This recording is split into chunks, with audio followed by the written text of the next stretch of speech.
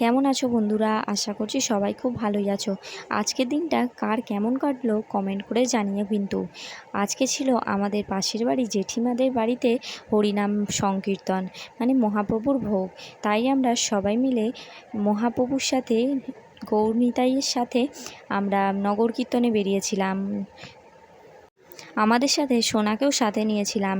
প্রত্যেকটা বাড়ি বাড়ি গিয়ে প্রত্যেকটা বাড়ির মহিলারা এইভাবে পা ধুইয়ে, মিষ্টি জল খাইয়ে আর এইভাবে প্রণাম করে, আবির পায়েতে দিয়ে, আর প্রত্যেকটা বাড়িতে এইভাবে গিয়ে চাল টাকা তোলা হয়। মানে ওটা আর কি মহাপ্রভু ভোগের জন্য ওটা নেওয়া হয়।